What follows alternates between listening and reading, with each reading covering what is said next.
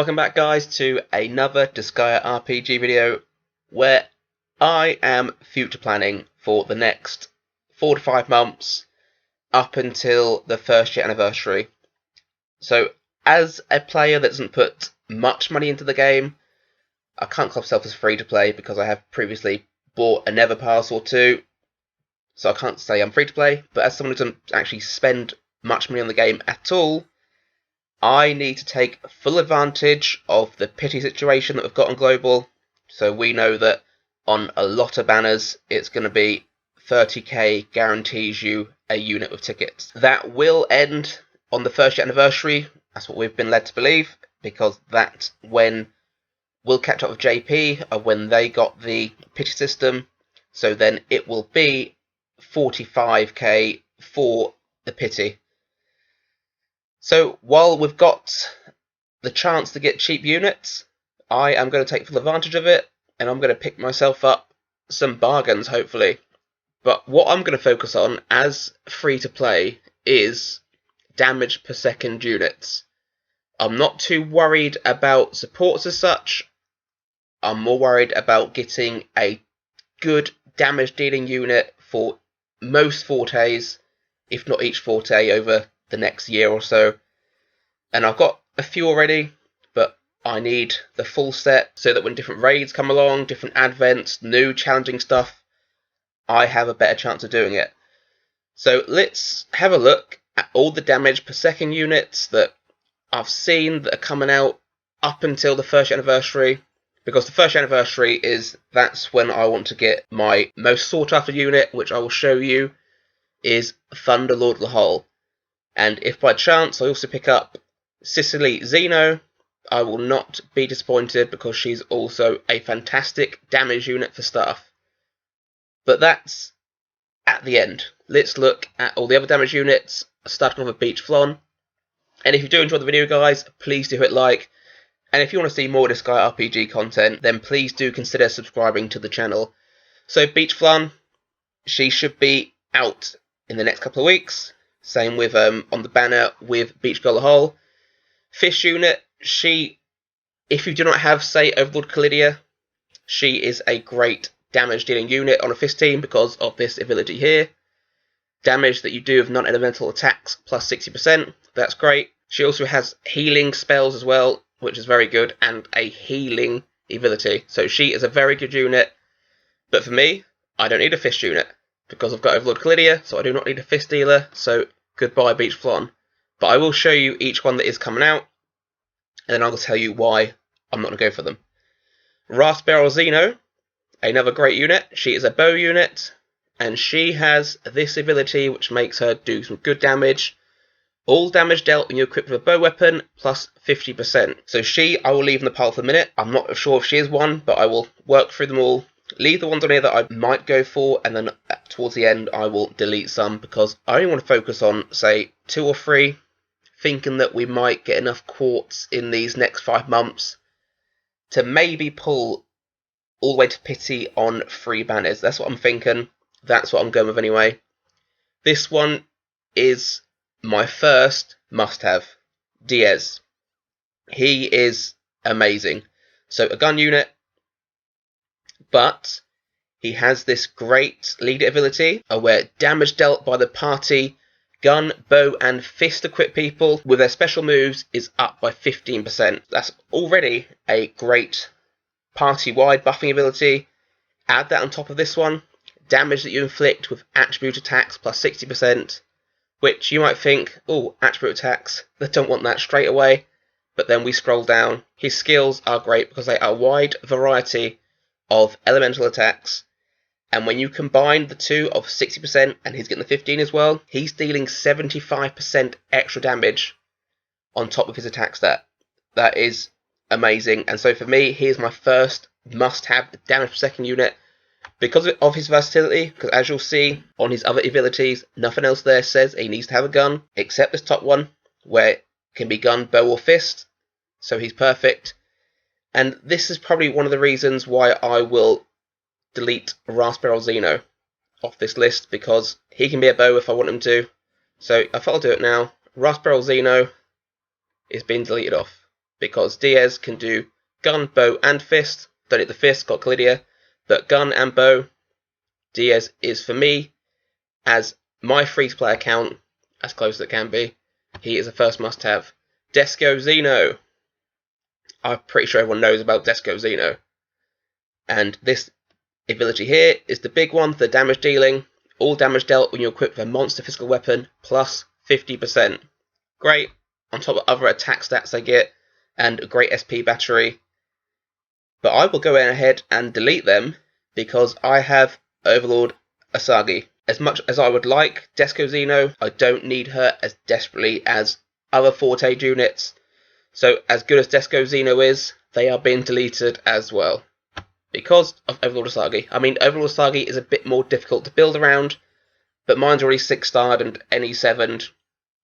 That's a lot of investment to put on a character that I've replaced with Disgaea Zeno, so I will leave her as she is. Torchio, a fist unit, and this one I'm showing you just because they have a damage dealing one, but I'm deleting her because it's single. So damage that you do with a single attack plus 60%. It is extra damage, it's a damage per second wording, but it is just single attack, so for me, bye bye, don't need that one. Lovely Flon. I mean, it's lovely. I mean, she's not the best looking one of these suits. I can't not show you this. Where is she? This one here in this suit. It's a ridiculous outfit. We'll get back to Lovely Flon in a second, but let's have a look at Lovely Malin, just to show you the picture, because it is ridiculous. What is going on? That's a lot of view there. Good God, game. What were you thinking? I mean, some people will enjoy this. I'm going to go back now to Lovely Flon. But there you have that little picture there, who's going to be the free unit, so we'll all get Lovely Malin. And she is lovely, you've seen it. But we're going to go back to Lovely Flon, who is a sword unit. And the main damage one they have is this NE1, where at the beginning of the turn, if she has the attack buff wording at the bottom of the screen, so not just say, this one won't proc it, because it's just a passive one that's going to be in the background, but those sort of moves, so the Mega Braveheart, that will proc this ability, or any of those abilities, say IMA has one where you shall buff the party's attack for 3 turns, that will come up on the bottom as that little attack blue arrow up. That will activate this ability where the damage she does with a special move plus 60%. So that's there as a damage unit. Very good.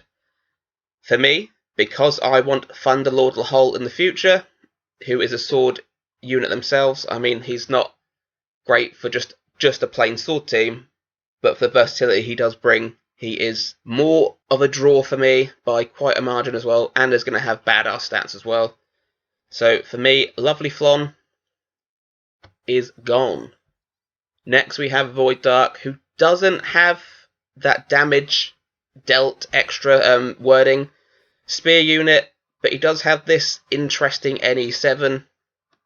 I mean, unfortunately for me, it's at NE7. So as someone who doesn't put a lot of money into the game, we don't get as many NE pennies as, say, the people who do get the battle passes. They do get that weekly pack, which is really good value anyway, so if I put money in, that's very good value. But for those of us who just can't afford to put the money into the game, or those who are just unwilling to spend the money on the game, for me, a unit that requires to get to NE7 isn't always the best option.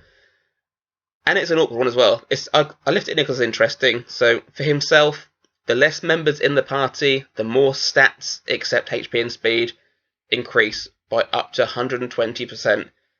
So if he's the only person in the party, his attack, his defense, resistance, intelligence all go up by 120%, which is epic. I mean, it means he's not getting Mega Braveheart by people because they're all dead, but it also means he's sort of negating that a little bit because he's getting 2 Mega Bravehearts just from his own ability. But we don't need it. He does have this damage dealing one here for the party. They've got spears, but it's only 15%.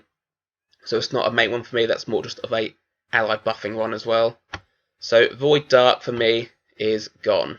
Now, these next 2 come as a little double bubble. Halloween Artina and Halloween Margarita. So for me, Halloween Margarita is one I'm thinking I want.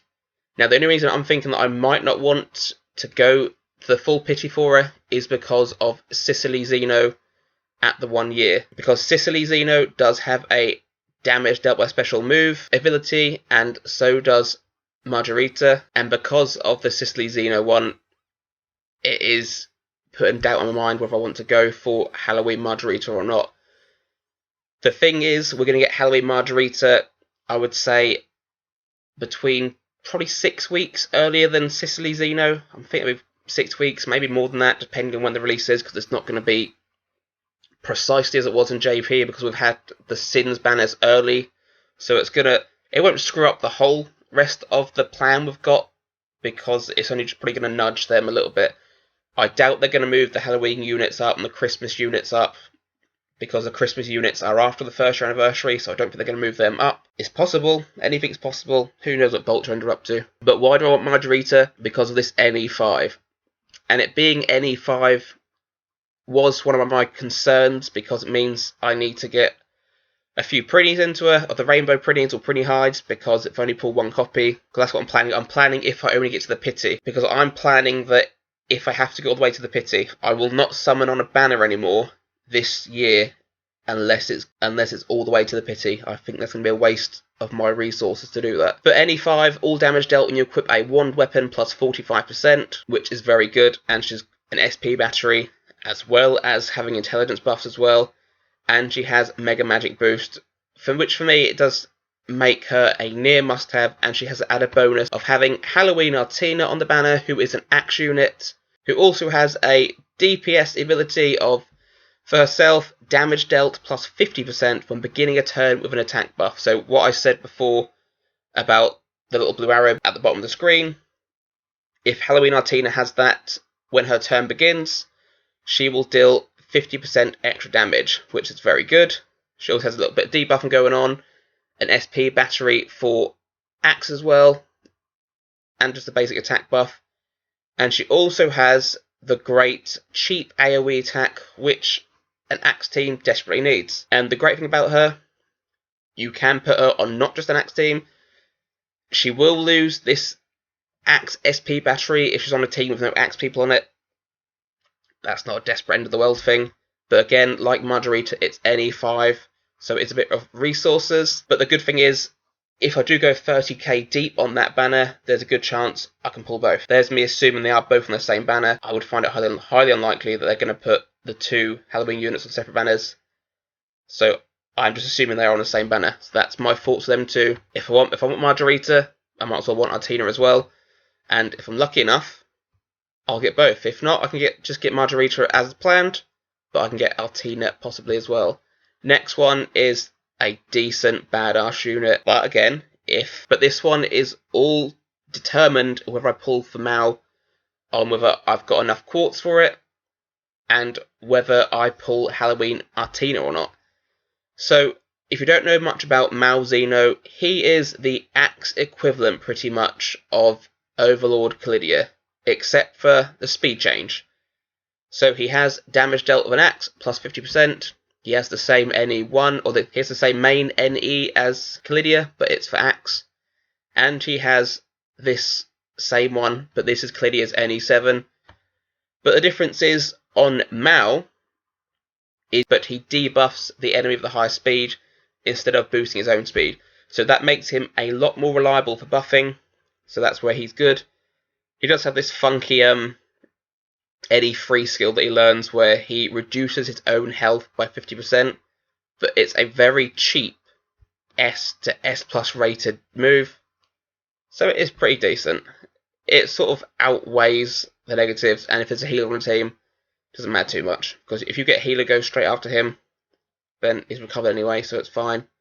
But a nice, very good unit again, who is in the realm of possibility for me, again depending if I pull Halloween Artina or not. Then we have Formal Killer, another sword unit, and his DPS one is a little less reliable. It's good if everyone's alive. So the more surviving characters in the party, the more damage you will do, up to 50%, up to 5 characters. So every character that dies knocks off 10%. So for me, that's not reliable. Again, he's sword, I want Thunderlord Lahole, so Form will kill you. As cool as you are, and as much as I like killer units, you are deleted. So he's gone quickly. And that brings us to the first year anniversary. Thunderlord Lahole, who is the sword unit I want. Sort of where the meta begins to change. Because look at these numbers he's putting out. So if everyone is a different weapon forte in the team, everyone's basic parameters, so it's all the basic stats, get increased by 30%. That is mega. All damage you do with a sword weapon, there's his DPS one, plus 50%. At the beginning of the turn, if he's receiving a speed buff effect, which is highly possible because he has his own speed one, might not be turn 1, but on turn 2 he can definitely get it, and other turns as well, or if there's just a normal speed buffer in the team, he can definitely get it, of where his attacks increased by 60% for one turn, which is very good. Again, that's a Mega Braveheart just from an ability, so he is very much a damage dealing unit, and he's NE7, which again is ridiculous. If all the party characters' favourite weapon types are different, the damage done by the party plus 20%. So I think I've got actually that lead ability wrong. So if all the party characters have different weapons, so this one isn't Forte, like I said at the start, this isn't Forte, this is weapon they're holding. This one, NE7, is the weapon Forte, so if their weapon Forte is all different, the damage done by the whole party is 20%, so he's now getting 70% damage dealt, plus this crazy 90% extra attack. And then this one, as I said, that was wrong initially, is if everyone's holding a different weapon, all their stats are increased by 30%, which is epic, and he has some epic skills as well. That's why I'm so excited for Thunderlord Lahole. Just a little absolute beast. And then on his banner as well is Sicily Zeno, who I have already talked to you about because of Halloween Margarita and why I might not pull for Halloween Margarita. But I think I will because I think I've got the quartz for it. But she is very good, so that extra damage dealt, if she kills someone, her intelligence goes up by 40% for 2 turns. And if she's at NE7, she'll get SP plus 10 at the end of turn as well. So she is a self-sufficient and very strong damage dealing wand user, and has some decent moves as well, which have got some wording to it. I'm not going to go through it now because this isn't a main review, it's just going over who I'm going to summon for in the future and why I'm doing that. And that sort of draws me to a close of the unit. So the plan is Diaz, I think an absolute must-have for me. Because of the versatility, because of the damage he can do, definitely need to go for him. And I should have enough quartz because I think he will be next month, which has actually made me think of one unit I've missed out, which I will get on the screen now, and that is Lucy, who is also a good damage dealing unit. I know I've forgotten her because I've already recorded her review, I just haven't released it out yet because the roadmap wasn't out and it'd be silly to release it before the roadmap. So, all damage she does plus 40%. That is slightly lower than what you like, so you probably might want 45% up to 50% for damage dealt, but this is all damage regardless of what weapon she's holding, regardless of what move she's doing, so she's very good as well. But because of the lack of quartz, and because Diaz can hold a bow, Sister Artina could already do some good damage against monsters with a bow, and I've already written off Zeno Raspberry, so I've written off Lucy as well. And we go back to Diaz, who is draw number 1. He should be the first banner at these lot released. And then that should give me, I'm hoping, a month to replenish, unless they release the Halloween units early next month, which will screw me over a little bit. Then I should be able to go for Halloween Margarita. And if I get lucky, I'll get Halloween Artina. If I don't get lucky, I don't get her. And then there is Malzino, who is dependent on whether I pull Halloween Artina, and whether how close he is to Thunderlord Lahole, and if I'll have enough quartz for him. If I don't, I will happily get rid of him. I mean, we've got Fubuki, what more do we need? I mean, I was messing about with Fubuki the other day, and I put on the legendary Zillion's Butter that I have. I put on all Deanne's Innocence onto it, which puts up to 9 million attack stat when Fubuki holds it, which was quite funny because his attack stat is piss poor. So Malzino, he could be an unlikely one I pull, but I might pull for him if I've gone off quartz, because it will be a badass banner, one of the fiercest Overlord banners, so it would be a solid banner to go for anyway. And then it is the big boy, Thunderlord Lahole, who is the big dog that I really want, and he will just cap off pretty much all my planning. Who I can already think of a couple of units I'll put on the team. So there'd be Thunderlord Lahole, there'd be Demon Liz, maybe Overlord Glydia, depending if he doesn't screw things up too much, or in case I want to make a Braveheart Fist users are in, because there is some available. Then there'll be a staff user that can heal as well. But for me, that team's going to be so much fun because you can just put in 5 crazy damage units and just keep pounding the enemy with continuous damage instead of just going for the current meta, which is Mega Braveheart 1 unit with a load of units and then deal damage that way. This will be a lot more funner for me. But there you have it, guys. That is the summoning plans I'm going for, and it should plan out for me. I should be able to get everything that I want. I want Diaz, Halloween Margarita, possibly Malzino, then Thunderlord Lahole, and Cicely Zeno.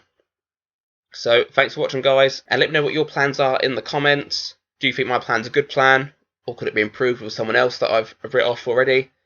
But let me know in the comments, and if you do enjoy the video, please do hit like, and if you want to see more Disgaea RPG content, as I've said, then please do hit subscribe. Bye.